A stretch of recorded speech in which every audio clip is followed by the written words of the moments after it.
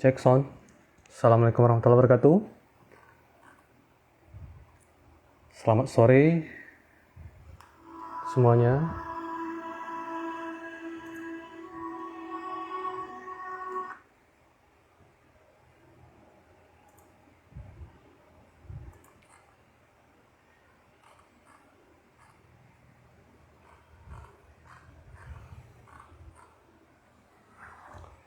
Selamat sore semuanya. Selamat datang di Instagram @info.unida, Instagram resmi dari Universitas Dharma Andalas.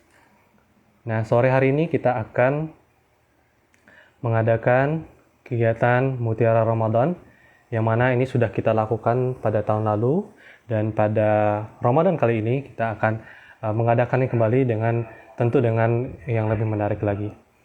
Nah, pada hari ini kita akan berbincang santai sore hari ini selama lebih kurang 30 menit ke depan bersama Rektor Universitas Dharma Andalas, yaitu Profesor Dr. APT Dedi Prima Putra, dengan tema tanaman obat untuk meningkatkan sistem imun. Insya Allah ini untuk yang pertama, dan untuk seterusnya, untuk berikutnya, minggu-minggu berikutnya selama bulan Ramadan, kita akan live secara langsung di IG info.unida, dan kita akan tentu dengan tema pemateri yang tidak kalah menariknya.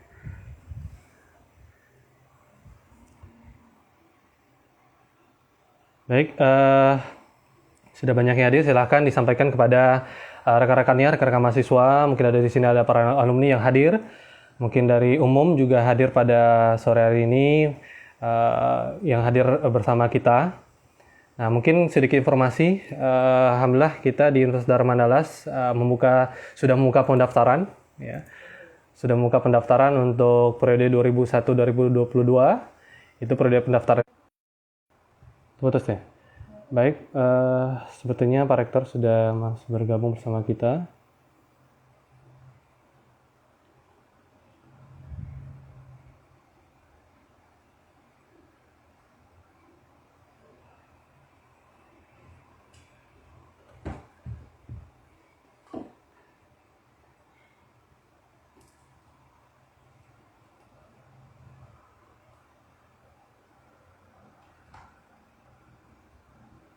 Mohon infonya Pak Id, apakah Pak Rektor sudah bergabung bersama kita?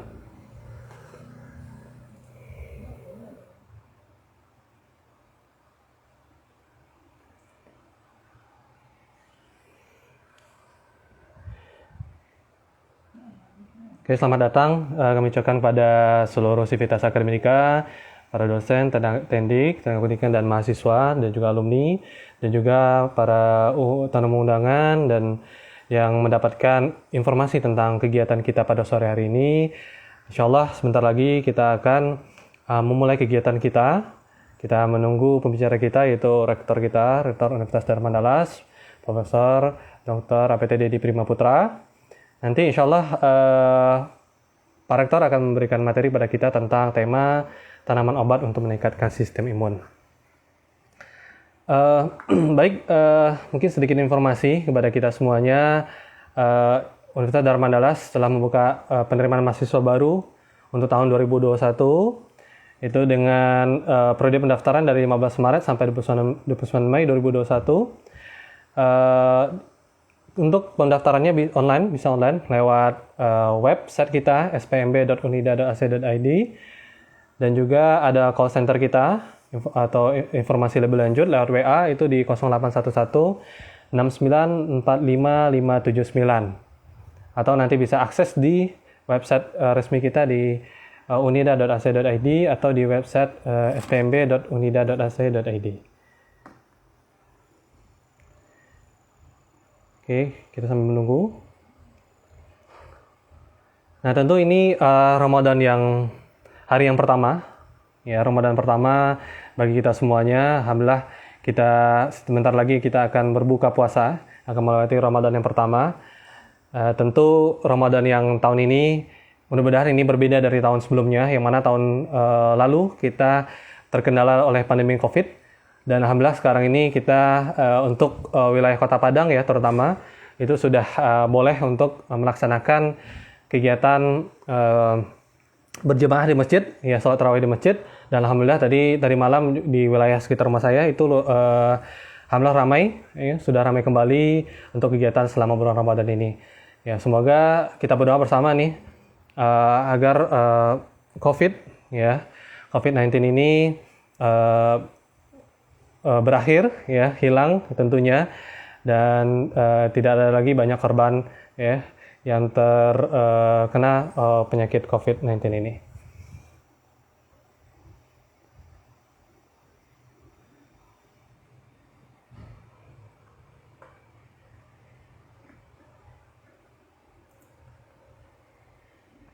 Baik, kita sambil menunggu Pak Rektor. Insya Allah kita akan mulai nanti sekitar jam 17.30 menit. Dan selama 30 menit ke depan kita akan berbincang bersama Pak Rektor.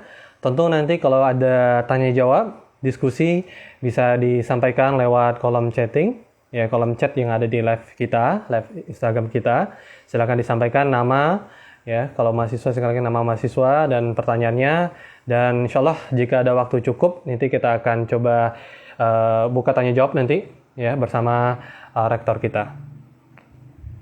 Oke, sebagai informasi, insya Allah untuk besok, ya, yang akan menyampaikan informasi kepada kita, ya, berbincang bersama kita untuk besok hari itu di tanggal 14 April, hari Rabu, ya, Ramadan yang kedua. Insya Allah akan disampaikan oleh Dr. Andes Najimun M. Razul PhD. Beliau merupakan ketua Prodi Ilmu Komunikasi Universitas Dharma Andalas, juga dosen tetap di Universitas Andalas, dengan tema Ramadan memantapkan eksistensi diri manusia sebagai hamba Allah. Oke, jangan lupa itu dicatat untuk kegiatan besoknya. Waalaikumsalam Bu Nino. Selamat sore Bapak Ibu semuanya. Semoga sehat-sehat ya Ibu, ya. Ini minta waktunya persiapan berbuka ini. Sambil menyiapkan waktu berbuka, mungkin bisa kita mendengarkan Mutiara Ramadan, ya. Kita berbincang bersama Pak Rektor kita. Kita masih menunggu. Dan juga ada informasi juga untuk kegiatan kita, terutama di kegiatan. Oh ya, ini ada kegiatan untuk adik-adik dari SMA atau SMK, ini Sumatera Barat. Unida Competition, ya, tingkat SMA, SMK Sumatera Barat. Ini ada beberapa lomba ini, ya. Ada lomba MTQ, lomba graffiti, video pendek, ya, ini TikTok, ya, ini lagi tren sekarang ini. Lomba foto kreatif, ada juga lomba cerita pendek dan juga lomba voice dubbing. Oh, Pak Rektor sudah bersama kita. Oke, kita ajak join Pak Rektor sebentar. Waalaikumsalam Bu Yeni. Ya, ada lomba dengan total lomba ini yang kita adakan oleh Universitas Dharma Andalas itu total hadiahnya itu 22.500.000. Dan untuk informasi lebih lanjut kita ada di caption kita, ada di feed IG kita, atau ada juga nanti di website kita di Instagram @info.unida atau di website kita di unida.ac.id terkait dengan lomba ini. Waalaikumsalam Pak. Baik, sebentar Pak. Saya coba ajak join. Sudah bisa Pak Rektor? Baik. Waalaikumsalam Pak Rektor. Sehat Pak? Alhamdulillah. Alhamdulillah. Bagaimana Pak Razi? Alhamdulillah sehat juga Pak. Assalamualaikum teman-teman Instagram Unida. Baik Pak Rektor, tadi sudah kita sedikit pengantar tadi Pak Rektor, sudah kita sedikitkan menyampaikan apa saja kegiatan-kegiatan kita selama bulan Ramadan. Dan insya Allah nanti Pak Rektor kita seperti mana tahun kemarin ya Pak Rektor, ya, kita sudah mengadakan kegiatan Mutiara Ramadan ini, dan ini kita adakan kembali karena ini alhamdulillah mendapatkan feedback yang positif untuk kegiatan-kegiatan sore hari ini menjelang waktu berbuka kita. Tentu waktu berbuka ini kita isi dengan kegiatan-kegiatan yang tentunya bermanfaat tentunya Pak Rektor, ya, dan tentunya yang kegiatan yang positif seperti itu. Ya, ini momen kesempatan buat kita bersama ini bersilaturahmi dan kemudian juga berbincang-bincang tentang seputar bagaimana Ramadan dan kemudian mengisi Ramadan, tidak hanya melaksanakan kegiatan ibadah Ramadan tapi juga menambah pengetahuan lainnya, termasuk yang pada hari ini insya Allah ya berbincang-bincang mengenai tanaman obat. Silakan Pak Baik, Razi. baik, kita mulai aja Pak ya. Ya. Baik, Bismillahirrahmanirrahim. Assalamualaikum warahmatullahi wabarakatuh. Waalaikumsalam. Alhamdulillahirrahmanirrahim. Wassalatu wassalamu ala asyrafil anbiya'i wal mursalin wa ala alihi wa sahbihi rasulillah ajma'in amma ba'd. Alhamdulillah, puji syukur tidak henti-hentinya kita ucapkan kepada Allah Subhanahu wa taala yang mana pada sore hari ini tepatnya pada awal Ramadan 1 Ramadan 1442 Hijriah, alhamdulillah kita masih diberikan oleh Allah nikmat iman, nikmat sehat dan nikmat kesempatan sehingga kita dapat berada ya di ruang maya ini, tentu di Instagram @info.unida, di Instagram resmi Universitas Dharma Andalas. Dan insya Allah kita sebentar lagi akan berbincang bersama rektor kita, rektor Universitas Dharma Andalas. Salawat serta salam tidak lupa kita kirimkan buat junjungan kita, yaitu Nabi besar Muhammad Sallallahu Alaihi Wasallam dengan kata kalimat Allahumma sholli ala Muhammad wa ala ali Muhammad. Baik, Bapak Ibu semuanya, para sivitas akademika, para dosen, tenaga tendik, mahasiswa dan alumni, dan tentu pada para tamu undangan yang hadir pada sore hari ini, tentunya yang sudah mendapatkan informasi baik di IG kita atau di IG @infosumbar. Nah, insya Allah sebentar lagi kita akan mendengarkan Mutiara Ramadan, yaitu nasihat Ramadan untuk pelajar, mahasiswa, dosen dan tenaga pendidikan dan serta umum dengan tema tanaman obat untuk meningkatkan sistem imun yang insya Allah akan disampaikan oleh rektor kita, Rektor Universitas Dharma Andalas, Profesor Dr. APT Dedi Prima Putra, yang insya Allah akan memberikan materi kepada kita berbincang lebih kurang 30 menit ke depan, mungkin bisa 20 menit untuk materinya, mungkin 10 menit tanya jawab, mengingat waktu yang cukup singkat ya Pak Rektor ya, lebih kurang 30 menit. Mungkin tidak berlama-lama lagi kita berikan waktu kepada Pak Rektor untuk memberikan materinya. Silakan Pak Rektor. Terima kasih Pak Razi. Assalamualaikum warahmatullahi wabarakatuh. Waalaikumsalam warahmatullahi wabarakatuh. Para pendengar atau pemirsa atau para IG ya, Instagram Unida yang dirahmati Allah. Pertama tentu kita mengucapkan puji syukur kehadirat Allah Subhanahu wa taala di mana pada tahun ini kita dipertemukan dengan Ramadan dan juga kita dipertemukan dalam kegiatan rutin ya, Mutiara Ramadan selama 30 hari ke depan. Salawat kita salam tentunya tak putus-putusnya kita sampaikan kepada Nabi besar Muhammad SAW atas pedoman hidup kita sebagai suri teladan beliau menjadi junjungan kita dalam menghadapi hidup dunia dan mencapai akhirat tentunya. Nah, tema hari ini memang karena bidang saya bukan sebagai ustadz tetapi sebagai katakanlah peneliti berbagi pengetahuan tentang tanaman obat. Kiranya dalam menghadapi masa pandemi COVID-19 yang belum selesai, maka bagaimana kita bisa menyiapkan diri kita menjadi lebih kuat. Dan kita tahu selama bulan puasa kita mengalami perubahan metabolisme dan sebagian kita bisa beradaptasi dengan baik dan sebagian dari kita tentu juga menghadapi perubahan ya, pertahanan daya tahan tubuh. Oleh sebab itu kita harus mesti tahu bahwasanya kesehatan dan bagaimana keadaan kita sehari-hari haruslah kita yang mengetahuinya. Bila mana keadaan kita itu sulit untuk kita prediksi, tentu tenaga kesehatan seperti dokter, apoteker, tenaga perawat dan lain-lainnya tentu bisa kita menjadikan tempat untuk bertanya dan untuk berkomunikasi, berkonsultasi.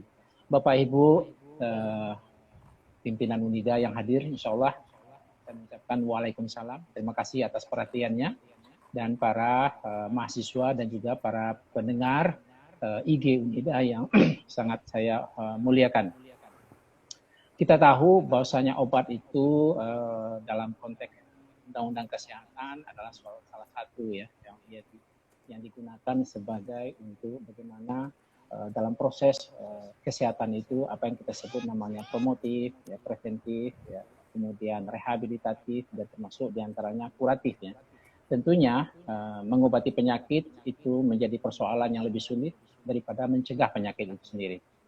Dan sebagian para ahli, Bapak Ibu, kita mengetahui bahwasanya ternyata puasa adalah salah satu mekanisme atau satu cara juga dalam meningkatkan sistem imun. Tetapi konteks puasa meningkatkan sistem imun kita bahas di lain kesempatan. Tapi sekarang ini yang kita bahas adalah tanaman obat. Karena menarik ya, bagaimana puasa bisa meningkatkan sistem imun, sedang lagi viral sekarang ini, itu bisa kita kaji secara ilmiah, bagaimana praktek melaksanakan ibadah puasa bisa menyebabkan kita meningkat sistem imun.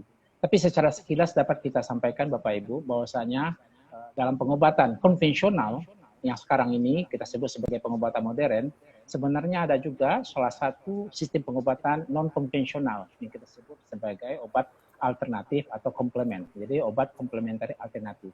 Di antaranya obat komplement alternatif ini ya bagaimana menyatukan body, soul, and mind. Jadi menghubungkan antara ya jiwa kita, roh kita dengan tubuh kita, sehingga tubuh kita bisa melaksanakan kegiatan sesuai dengan apa yang menjadi keinginan sanubari kita. Jadi hubungan antara mind, pikiran, dan kemudian soul kita dengan tubuh kita ternyata bisa menjadi praktek-praktek bagaimana kita bisa melaksanakan kehidupan menjadi lebih sehat. Poin terpenting bagi kita Bapak Ibu, bila mana kita sehat, ini sejalan dengan produktivitas kita juga meningkat. Bila mana kesehatan kita terganggu, maka produktivitas kita terganggu. Maka dalam Undang-Undang Kesehatan adalah upaya kesehatan jelas-jelas dinyatakan dalam rangka untuk bisa menjadi optimal sehingga produktivitas kita menjadi optimal. Nah, demikianlah. Oleh sebab itu, upaya kesehatan itu sekarang ini dilakukan berbagai cara. Tadi sudah saya sebutkan bagaimana kegiatan yang sifatnya promotif, kemudian bagaimana sifatnya kegiatan kesehatan yang preventif, dan kemudian bagaimana kesehatan yang sifatnya kuratif, dan terakhir kalau sudah sakit, jangan sakit lagi, kita lakukan kegiatan yang rehabilitatif. Dari berbagai praktek ya non konvensional atau ada orang yang menyebut sebagai kegiatan upaya kesehatan non pharmacological healthcare. Ini ternyata bersemedi ya seperti yoga, seperti meditasi, itu bagaimana menyatukan kegiatan-kegiatan alam pikiran kita dengan tubuh kita sehingga kita mencapai suasana yang sangat ideal untuk rileks. Dan demikian juga intervensi latihan, ya, exercise, ya, yang sifatnya mengolah tubuh kita juga bisa mengatur kesehatan kita. Apalagi dalam tatanan yang kita sebut dalam Permenkes 2007, ya, ini nomor 1109, ini sudah jelas adanya bagaimana upaya penyelenggaraan kesehatan melalui kegiatan-kegiatan ya complementary alternative medicine. Nah, salah satu diantaranya adalah bagaimana pemanfaatan aktivitas yang komplementer tadi, dan diantaranya adalah status makanan gizi. Nah, kalau kita runut, makanan gizi itu juga menyangkut tidak hanya makanan sehari-hari yang kita gunakan. Makanan yang kita gunakan termasuk juga kategori tumbuhan obat. Nah, kita masuk pada poin kedua, apa yang dimaksud dengan tumbuhan obat? Tumbuhan obat tentunya salah satu tanaman yang pada dosis tertentu bisa mempengaruhi sistem metabolisme tubuh kita. Nah, mempengaruhi sistem metabolisme tubuh kita itu tergantung pada dosisnya. Pada dosis tertentu dia bertindak sebagai preventif dan promotif, dan pada dosis tertentu bisa bertindak sebagai kuratif dan direhabilitatif. Oleh sebab itu, mengenal tanaman-tanaman obat sebenarnya bisa kita gunakan untuk multifungsi. Ya. Nah, apakah pada saat kita belum sakit, kita tidak ingin sakit, maka kita bisa gunakan untuk meningkatkan daya tahan tubuh. Nah, disinilah ya pemahaman meningkatkan daya tubuh adalah yang kita sebut dengan sistem imun. Nah, sistem imun sendiri merupakan suatu bidang ilmu yang sangat luas. Ya. Kalau kita masuk kepada topik ketiganya, ya bagaimana tubuh kita sebenarnya itu memiliki sistem pertahanan yang kita kenal dengan ya, sistem antibodi. Di mana antibodi itu muncul adanya enzim-enzim pertahanan daya tubuh yang mulai dengan adanya beberapa mediator seperti katakanlah seperti sel darah putih dan kemudian beberapa turunan ya, sel-sel yang mekanismenya tidak mungkin kita jelaskan di sini. Tapi jelas ketika ada benda asing ke dalam tubuh, maka sel itu bergerak untuk menyiapkan apa yang disebut dengan sel memori. Nah, sel memori ini yang nanti bertanggung jawab untuk bila mana terjadi infeksi kedua dan seterusnya, dia akan bisa memfabrikasi sel-sel pertahanan tubuh yang diantaranya komponen-komponen darah putih. Oleh sebab itu, bila seseorang terinfeksi oleh suatu benda asing atau mikroorganisme seperti virus, maka salah satu adalah dia sudah ada sel pengenal itu atau sel T-memori itu atau belum. Nah, bila mana belum, maka itu pentingnya kita melaksanakan program vaksinasi, memasukkan sel kuman atau virus yang sudah dimatikan atau dilemahkan atau bahagian daripada struktur pengenal agar tubuh kita bisa bergerak memfabrikasi sel-sel yang bisa nanti menjadi daya tahan tubuh. Tetapi yang sangat penting adalah tadi dikatakan hubungan antara mind, ya, pikiran, soul, artinya keyakinan kita, kemudian tubuh kita, sebenarnya adalah bahagian dari bagaimana kita bisa mengendalikan diri. Nah, oleh sebab itu melakukan harmonisasi secara holistik pemahaman kita terhadap kesehatan, kita harus melihat sumber persoalan kita. Sumber permasalahan yang menyebabkan kita menjadi tidak sehat. Sumber permasalahan yang menyebabkan kita menurun sistem imun. Nah, salah satu tentu berasal dari pikiran kita. Nah, pikiran kita kalau kita kendalikan dan kemudian pengetahuan kita yang bisa mencari dengan cepat apa-apa yang perlu kita selesaikan. Nah, poin terpenting dalam bagaimana sistem imun bisa tumbuh atau berkembang dengan cepat atau tanggap terhadap mekanisme pertahanan tubuh adalah tentu didukung oleh nutrisi. Nah, nutrisi-nutrisi yang mengandung senyawa-senyawa yang bisa menggerakkan sel-sel tubuh untuk memproduksi sistem pertahanan ini menjadi penting. Nah, beberapa di antara tanaman obat ya, sebenarnya adalah tanaman yang ada di lingkungan kita sendiri. Dan malahan setiap hari kita konsumsi sebagai bahagian daripada makanan yang kita makan setiap hari bersama-sama seperti kebutuhan pokok kita. Yang dapat kita sebut sebagai tanaman rempah misalnya. Nah, tanaman rempah ini pada dosis tertentu bisa kita gunakan sebagai ramuan atau formulasi menyebabkan makanan yang akan kita konsumsi menjadi enak. Maka kita bisa bayangkan kalau kita membuat gulai rendang tanpa rempah rasanya tidak rendang. Gulai ikan kalau tanpa jahe atau tanpa ramuan kunyit dan lain-lain tentu akan menghasilkan aroma yang tidak menyedapkan. Jadi tanaman obat dapat dikategorikan adalah salah satu tumbuhan yang mengandung senyawa aktif. Senyawa aktif ini bisa saja sebagai korigen, sebagai korigen saporis atau memberikan rasa, korigen odoris ya, memberikan aroma, tetapi juga sebagai aktif biological ya, compound. Jadi senyawa yang bisa mempengaruhi organ-organ atau metabolisme yang berperan dalam rangka menyebabkan tubuh bisa berfungsi menghasilkan zat tertentu. Atau juga senyawa aktif yang bisa memproteksi, ya seperti antimikroba, ya, antibakteri, antivirus dan lain-lain. Nah, oleh sebab itu dalam memahami itu kita sudah memiliki beberapa rujukan, Bapak Ibu. Salah satu rujukan terkait ya bagaimana tanaman obat sudah dikeluarkan oleh Badan POM. Apalagi saat sekarang ini dalam pandemi COVID. Ini sudah ada berbagai buku. Nah, salah satu buku yang sangat baik kita pegang adalah bagaimana penggunaan tanaman herbal dan suplemen kesehatan untuk menghadapi COVID yang dikeluarkan oleh Badan POM. Di situ jelas beberapa tanaman obat, yang mulai daripada kunyit, ya, temulawak, jahe, sampai kepada ampadu tanah atau andrograpolis, malahan buah-buahan yang banyak di sekitar kita, itu seperti jambu biji dan bahkan daunnya, itu bisa kita konsumsi pada kadar tertentu, baik kalau untuk sayuran atau bukan sayuran ya, artinya untuk bumbu dapur ya, tetapi juga bisa untuk buat minuman kesehatan. Dan kalau kita ekstrak bisa kita jadikan kepada kapsul atau produk farmasi. Dan inilah salah satu atau beberapa contoh ya kandungan yang ada pada tanaman yang kita gunakan sehari-hari dalam rangka menyehatkan badan kita. Tinggal lagi bagaimana cara kita menggunakan, dosisnya yang tepat, dan kemudian bentuk sediaannya. Kalau kita menyiapkan makanan yang kita inginkan bisa tidak hanya sebagai penyedap rasa, tetapi pada keadaan tertentu ya bisa menjadi makanan yang nutritif atau nutraceutikal, artinya dosis kunyit, temulawak atau jahe dalam sediaan sup atau dalam bentuk makanan lain yang bisa saja berasal dari pengetahuan tradisional bisa kita jadikan obat. Nah, makanan bagi orang-orang yang sudah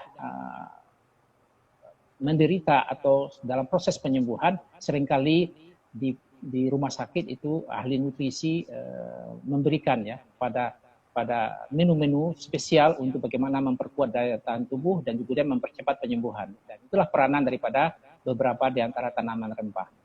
Nah, yang terakhir yang dapat kami sampaikan adalah bahwa setiap tanaman itu mengandung senyawa aktif yang berperanan dalam rangka bagaimana hubungan antara zat aktif dengan reseptornya. Nah, dalam demikian dengan pemahaman terhadap aktivitas bagaimana kerja suatu obat itu, kita bisa mengatasi, memahami dan kemudian menggunakannya secara tepat. Nah, barangkali demikian sebagai pembuka, Pak Razi. Kita berharap dalam pertemuan ini kita kembangkan lebih secara berdiskusi. Tadi telah saya sampaikan berdasarkan pedoman ya yang dikeluarkan Badan POM, direkomendasikan ya diantaranya lah kunyit, kemudian temulawak, kemudian jahe, dan kemudian juga ada Andrographis paniculata yang kita kenal dengan sambiloto, dan kemudian jambu biji buahnya, dan kemudian termasuk daunnya. Nah, inilah tanaman-tanaman yang saat ini menjadi unggulan dalam rangka meningkatkan daya tahan tubuh kita. Dan satu lagi dalam rangka membantu tubuh kita sebenarnya yang perlu dihati-hati selama bulan puasa adalah jangan terlalu banyak mengkonsumsi bahan makanan atau minuman yang mengandung banyak gula. Karena gula yang pada kondisi konsentrasi tinggi dalam darah ini bisa menyebabkan stres oksidatif, malah menurunkan daya tahan tubuh kita sendiri.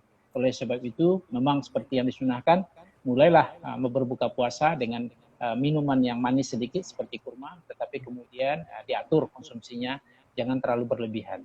Demikian Bapak Ibu para IG Unida, mudah-mudahan kita bisa diskusi pada sesi kedua dalam pertemuan sore ini. Terima kasih kembali Pak Razi. Baik, terima kasih Pak Rektor atas waktunya dan ilmu yang telah diberikan pada kita semua tentang tanaman obat untuk meningkatkan sistem imun. Dan tadi sudah dipaparkan oleh Pak Rektor bagaimana di dalam tumbuhan obat tersebut terdapat beberapa kandungan tertentu yang tentunya itu jika diolah dapat meningkatkan sistem metabolisme kita atau juga meningkatkan sistem imun kita. Dan juga tadi menarik juga tentang bagaimana pikiran itu juga mempengaruhi sistem imun juga ya Pak ya. Pikiran mungkin pikiran yang positif juga meningkatkan sistem imun, tapi kalau pikiran yang negatif tentu akan melemahkan ya Pak ya sistem imun kita. Baik, itu tadi penyampaian dari Pak Rektor terkait dengan tema kita pada sore hari ini. Silahkan kepada Bapak Ibu sekalian, para follower dari @info.unida, para mahasiswa dan alumni yang mendengarkan pada sore hari ini, silakan jika ingin menyampaikan pertanyaannya, silakan disampaikan di kolom komentar atau di fitur pertanyaan yang ada di live ini. Nah, ini menarik ya Pak, terkait dengan tanaman rempah. Biasanya tanaman rempah ini kan identiknya dengan bumbu-bumbu dapur digunakan untuk masak. Cuman sekarang ini, betul, apalagi setelah COVID itu tentu banyak orang yang mencari alternatif selain obat yang dikonsumsi, obat kimia. Tentu obat-obat herbal ini dalam tanda kutip ya Pak, yang berasal dari tanaman juga meningkat drastis gitu Pak. Nah, gimana kita mengkonsumsinya sehari-hari ini Pak? Di waktu bulan puasa ini bagaimana formula yang bisa kita gunakan ya? Apakah itu takarannya, apakah itu pas berbuka atau pas sahur, itu seperti apa Pak yang sudah pernah dilakukan Pak? Oke, terima kasih Pak Razi. Sebenarnya panduan kita sudah ada dalam namanya buku, bisa diunduh ya di Google, itu banyak sekali ya, cukup ketik ya. Farmakope Herbal Indonesia. Ya, dengan mudah kita bisa ketik, kemudian bisa sebagian kita unduh atau kita hubungi Dirjen Yankes ya, di Kemenkes untuk bisa mendapatkan kalau kita dari institusi. Kemudian ada juga keputusan terkait dengan formularium nasional ya, tentang obat tradisional, tanaman obat tradisional. Ini sudah termasuk di dalamnya ada puluhan obat yang digunakan untuk puluhan kategori penyakit. Ya. Nah, di situ sudah ada cara penggunaan, termasuk juga tidak boleh digunakan pada saat tertentu. Nah, misalnya pada ibu hamil, ya barangkali tidak diharapkan penggunaan. Betul. Tapi dosisnya sudah bisa. Tapi kita ambil contoh ya, contoh sekarang ini yang baik apalagi kita untuk mengkonsumsinya pada saat mau berbuka. Kita bikin katakanlah teh jahe. Nah, teh jahe ini kan menarik ya, apalagi dikasih sedikit satu perasan ya, satu iris ya, jeruk nipis ya. Nah, ini sudah menjadi minuman yang sangat menyenangkan. Kita mengkonsumsi teh, kita tahu dalam teh ada senyawa polifenol ya, diantaranya katekin, galat dan lain-lain.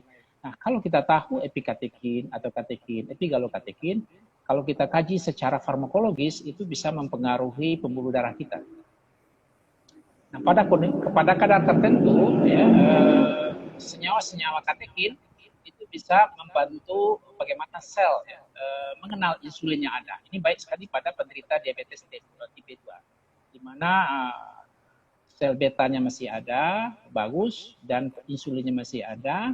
Ketika dia minum konsumsi karbohidrat dan gula, tapi ternyata tidak dimanfaatkan segera, sehingga gula darahnya tinggi. Kenapa? Karena sel-sel ototnya sudah katakanlah jaringannya resistensi, tidak mengenal adanya gula dan insulin. Maka kelompok-kelompok senyawa katekin termasuk proanthocyanidin ini menjadi imun booster, istilahnya insulin booster ya. Artinya yang tidak terbaca oleh reseptor otot menjadi terbaca. Nah, jadi mengkonsumsi teh ini sangat bagus untuk penderita diabetes tipe 2. Tapi dengan catatan bukan teh manis banyak gula ya. Teh ya, gulanya sedikit saja. Nah, kalau ditambahkan dengan jahe, nah tentunya akan menjadi double, dan tambah lagi kalau kita tambah jeruk menjadi triple dia. Karena kita tahu pada jahe ada gingerol, ada sogaol ya. Kemudian pada kulit jeruk atau pada jeruknya ada hesperidin. Nah, ketiga-tiga senyawa dari 3 tanaman tadi ini sudah sangat baik mempengaruhi permeabilitas ya daripada pembuluh darah kita. Nah, tadi dikatakan katekin dan proanthocyanidin mempengaruhi bagaimana respon reseptor untuk mengenal gula. Dengan demikian gula yang menumpuk cepat digunakan oleh sel otot. Nah, tentunya ini sangat baik sekali, sehingga risiko gula darah meningkat tidak termanfaatkan bisa tereduksi dengan adanya dimanfaatkan.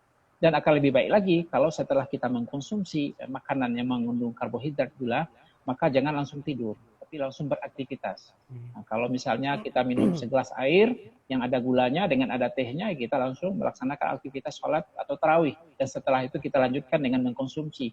Tapi jangan langsung tidur juga, maka gunakanlah kegiatan qiyamul lail sehingga tubuh kita.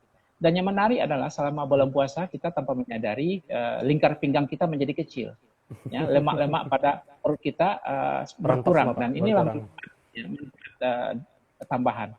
Nah, dengan mengetahui pemanfaatan dengan hanya membuat seduhan minuman menjelang berbuka dengan adanya komponen teh, ada komponen jahe, kemudian sedikit lemon, sudah memberikan suatu suasana ya, experience ya, mengkonsumsi bulan Ramadan pada tahun ini berbeda pada tahun-tahun sebelumnya. Jadi ilmu pengetahuan lah yang menyebabkan kita bertambah bergairah melaksanakan kegiatan, dan kita bisa juga. Nah, bagi orang-orang yang suka bisnis, nah minuman-minuman itu bisa juga dibagikan ke tetangga secara gratis, atau bisa juga mendulang pendapatan ya, kalau dia buka warung gitu. Nah, ini baru satu jenis minuman. Belum lagi nanti kalau kita tahu minuman jahe yang kalau kita Google itu sudah ratusan jenis minumannya ya. Nah, misalnya jahe salah satu ada pada wedang uwuh ya. Wedang uwuh itu ada selain jahe ada beberapa komponen lain seperti daun salam, ada komponen serai ya, dan kemudian ada komponen juga cengkeh dan lain-lain ya. Nah, tentunya ini formula. Nah, kita bisa pelajari formula-formula minuman tradisional yang sebagian besar diantaranya adalah mengandung tanaman-tanaman obat. Barangkali itu sebagai pembuka diskusi, Pak Razi, silakan. Baik, Pak Rektor. Makasih, Pak Rektor. Ini menarik tadi, jadi langsung tuh banyak kepikiran untuk menu berbuka nanti, Pak. Cuman terkadang gini, Pak, kalau menu berbuka itu kan biasanya identik dengan yang dingin-dingin Pak, yang pakai es batu segala macam. Itu gimana Pak kira-kira? Mempengaruhi nggak Pak? Nah, begini ya. Nah, dingin-dingin malah menyebabkan sistem imun kita tertekan. Hmm. Ya biasa ketika kita fasting ya, Mhm. maka metabolisme kita karena tidak ada asupan, dia akan mengkonsumsi semua yang ada dalam tubuh kita, termasuk lemak yang sudah tertimbun. Dan Hmm. itulah yang menyebabkan lingkar minyak kita mengecil. Nah, jadi ada proses bagaimana istilahnya kalau kita punya gudang, bongkar gudang. Ya, Hmm. semua nutrisi yang selama ini berlebih tersimpan dalam bentuk glikogen dalam otot atau dalam bentuk lemak akan dibongkar saat kita defisiensi asupan sumber energi. Nah ini kan dari subuh sampai maghrib kita mengalami proses namanya auto zero ya, kita Hmm. mereset kembali sistem kita. Nah, nah ketika sudah kita reset, jangan langsung kita bombardir. Nah kalau kita bombardir berarti kita merusak sistem itu sendiri. Jadi puasa kita menjadi tidak bermakna. Maka kita Hmm. kendalikanlah. Nah, ketika tubuh sedang proses membongkar gudang tadi ya, itu panas pasti terjadi. Tubuh kita menjadi lebih hangat. Nah, Hmm. jangan bayangkan ketika kita merasa lebih tinggi daripada normalnya, langsung disiram dengan Es air batu. dingin, Dingin. mulai dari mulut sampai tenggorokan. Nah, kita yakin Iya, ini iya, iya. bagi orang yang sistem daya tahannya tubuh rendah bisa akan mudah terkena flu ya, Hmm. terkena flu. Bagi orang Baik, yang baik. menderita gejala asma ini juga berbahaya nanti dia akan terpengaruh. Maka oleh sebab itu Baik, yang baik. paling pertama bagus adalah kondisikan tubuh kita Hmm. dulu ya dengan meminum air hangat-hangat Hangat. itu, dan walaupun nanti kita mengkonsumsi minuman yang dingin jangan langsung ditelan. Ya, diputar-putar di sekitar mulut, sekitar kondisi sudah normal baru nanti kita tekan sampai masuk ke lambung kita. So kalau dingin itu sampai menjalar rasa dinginnya ke lambung kan rasanya akan merusak tubuh kita itu sendiri. Nah, Baik, baik Pak Rektor. Jadi ternyata seperti itu ya prosesnya Pak. Terkait dengan minuman dingin ini yang biasanya kita suka minum dingin atau goreng-gorengan dan makanan yang berminyak. Baik Pak Rektor, nih sepertinya ada pertanyaan nih Pak. Alhamdulillah nih yang hadir bersama kita mahasiswa dan para follower info Unida. Ini dari ada Hasbi ya. Misal mahasiswa kita ini kalau nggak salah. Pertanyaannya, apakah teh susu baik untuk kesehatan, Pak? oke, siapa namanya Hasbi ya? Hasbi, Hasbi. Begini, Hasbi, ini mahasiswa atau orang dewasa nih? Ini mahasiswa, Pak. Kebetulan mahasiswa Mahasiswa Perdisik ya, ini Informasi ini. anak-anak ya, anak-anak Hasbi.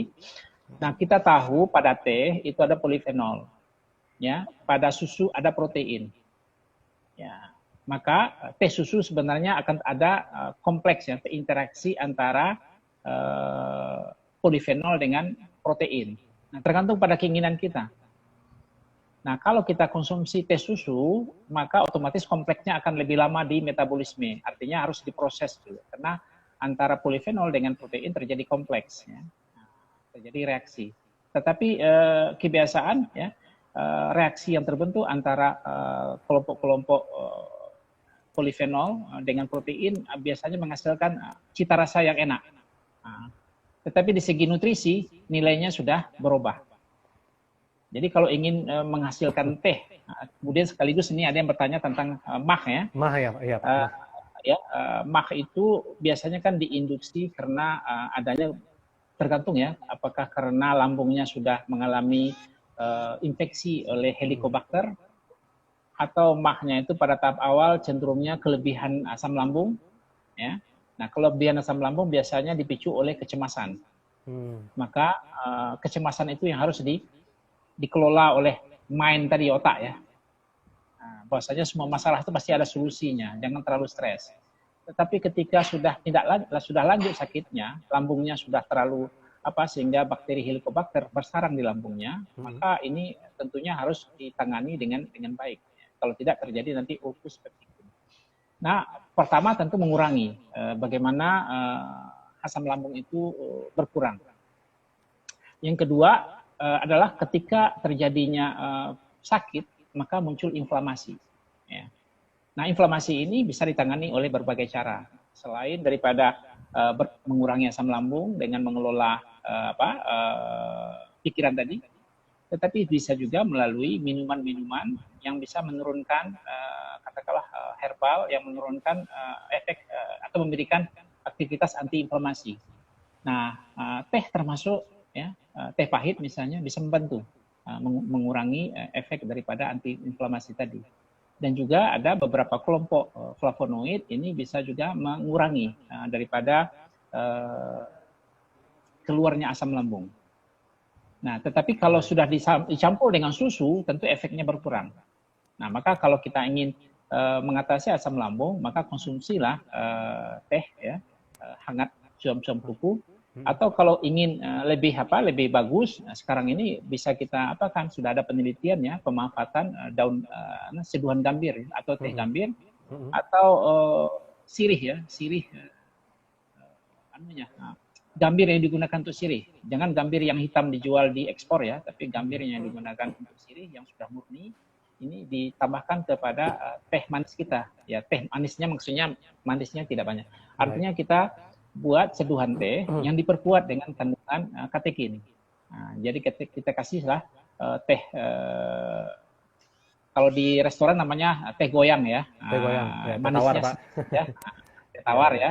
Kemudian ditambah sejumput ya, kira-kira sebesar kacang goreng ya, kira-kira 7 kuku. Katekin yang digunakan untuk menyirih itu sudah bisa mempengaruhi atau sangat membantu untuk orang yang penderita MAH. Nah, tapi ingat penderita MAH ketika selama puasa kita tahu ya ketika selama puasa itu terjadi kondisi stabilisasi ya lambung kita. Tapi jangan dibombardir lagi dengan katakanlah minum mie padeh level 5 begitu. Jadi artinya kita harus tahu sendiri harus diisi dulu dengan makanan-makanan yang sifatnya tidak merangsang sehingga asam lambung kita tidak terlalu banyak dan kemudian baru kita tambah dengan makanan kesukaan kita kalau memang itu ada risiko untuk mengiritasi. Nah, demikian ya. Baik, Pak Rektor. Sepertinya sudah jam 6 lewat nih, Pak. Cuman ini ada satu pertanyaan lagi. Mungkin kita berikan satu pertanyaan lagi nih, Pak. Silakan. Ini dari tadi sudah ya dari Nabila, Ananda Nabila, kemudian ada Ananda Dea, sekaligus juga pertanyaan dari Bu Ayu nih Pak. Bagaimana apa konsumsi yang baik untuk sahur agar tetap imun kita tetap bagus ya dan tidak lama sampai berbuka, dan apa nih yang cocok minuman herbal yang cocok untuk yang bisa kita konsumsi saat berbuka puasa. Mungkin ini terakhir ya Pak. Terima kasih Bu Ayu. Kalau saya preferensi saya Bu Ayu untuk meningkatkan sistem imun kita selain mengurangi yang manis-manis, kalaupun ada yang saya konsumsi yang manis-manis tapi diimbangi dengan katakanlah tadi minuman-minuman yang sifatnya memperkuat daya tahan tubuh. Yang saya pilih adalah yang pahit-pahit. Jadi kalau misalnya dalam kondisi flu saya ambil Sambiloto ya, agak pahit sedikit. Atau bikin minta pesan sama keluarga bikin anyang pucuk kalikih ya, atau paling tidak saya beli ke pasar buah pare.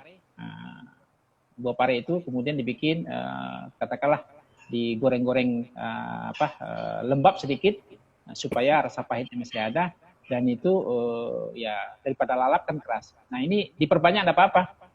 Karena ini akan membantu selain meningkatkan rangsang nafsu makan, nah, merasakan kita orang beranggapan yang pahit-pahit itu baik bagi tubuh. Gitu kan. Nah, sebenarnya di sana ada beberapa komponen yang bisa memang ada hubungannya dengan antiinflamasi dan juga termasuk yang sekarang ini menyebut ya terlalu banyak ya antioksidan dalam rangka mengatasi stres oksidatif ya. Tetapi tidak semua antioksidan itu bisa mengobati semua penyakit. Tapi antioksidan itu di langkah awal bagaimana ketika sudah mulai suatu gejala ada stres oksidatif, terutama misalnya oleh konsumsi gula, tentu bisa dibantu dikurangi dengan mengkonsumsi makanan-makanan yang mengandung yang sangat banyak senyawa-senyawa metabolit tadi, seperti saya sebut misalnya androkarbolit pada Sambiloto. Di situ ada senyawa-senyawa yang bisa sebagai antiinflamasi, sebagai antivirus, demikian juga pada katakanlah buah yang pahit seperti adanya alkaloid ya dan lain-lain. Nah, tentunya ini kombinasi bagaimana formula untuk kuliner tentu punya seni sendiri-sendiri. Tetapi rule of thumb ya, suatu rumus bagi seorang nutrisionis yang saya terima adalah semakin beragam ya jenis makanan yang kita konsumsi, apalagi dari tanaman itu semakin baik. Nah, semakin beragam. Jadi kalau kita terlalu banyak makan hanya satu jenis, satu dua jenis, ini menimbulkan resiko. Karena bagaimanapun tubuh dalam rangka meningkatkan sistem imun masih membutuhkan apa yang disebut dengan mikroelemen yang ada pada satu makanan atau satu tanaman belum tentu ada pada tanaman lain. Jadi perbanyaklah jenis makanan atau kuliner kita di rumah. Kalau perlu bisa bertukar tiap hari tentu akan lebih baik. Mungkin itu aja semacam resep sederhana untuk bisa kita bagaimana menjaga tubuh kita tetap sehat. Baik Pak Rektor, terima kasih atas jawabannya. Luar biasa ilmu yang kita dapat pada sore hari ini. Tentunya bagi para pendengar yang mendengarkan pada sore ini mendapatkan juga yang sama seperti saya, mendapatkan ilmu.